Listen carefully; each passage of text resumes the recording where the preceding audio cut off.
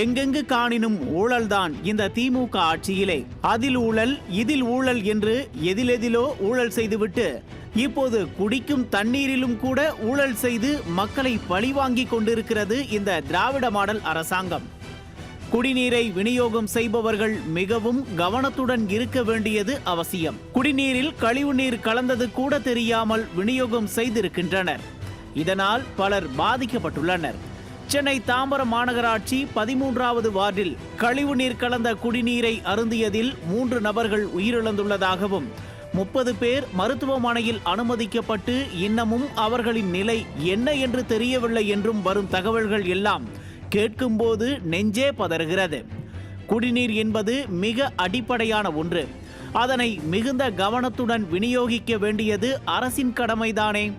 எப்போதோ புயல் கரையை கடந்தும் கூட குடிநீர் கழிவுநீர் குழாய்கள் இடையே எவ்வித கலப்பும் இன்றி முறையாக குடிநீர் வழங்கப்பட்டு வருகிறதா என்பதை உறுதி செய்திருக்க வேண்டிய கடமை அரசுக்குத்தானே இருக்கிறது.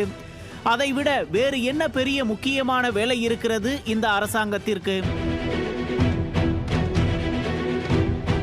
தான் செய்ய வேண்டிய அந்த கடமையை செய்யாமல் விட்டுவிட்டு மெத்தன போக்குடன் இருந்து கொண்டு சுகாதாரமற்ற குடிநீரால் மக்கள் உயிரோடு விளையாடியிருக்கும் திராவிட மாடல் அரசாங்கத்திற்கு தனது கடும் கண்டனத்தை பதிவு செய்திருக்கிறார் எதிர்க்கட்சி தலைவர் எடப்பாடி கே பழனிசாமி.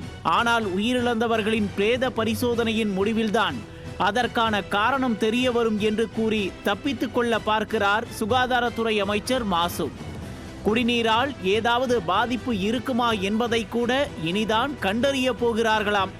ஒரு பிரச்சனை வந்தால்தான், உயிரிழப்பு ஏற்பட்டால்தான் அந்த பிரச்சனையே அரசின் காதுகளுக்கு போகுமா? அதுவரை என்ன செய்து கொண்டிருக்கிறது இந்த அரசாங்கம்? விநியோகம் செய்யப்பட்ட குடிநீர் நிறம் மாறிய நிலையில் இருந்துள்ளதை கூட கவனிக்க தவறியிருக்கிறது இந்த அரசு. இதையெல்லாம் கவனிக்க வேண்டியது யார்? மாநகராட்சி நிர்வாகம் என்ன செய்து கொண்டிருக்கிறது?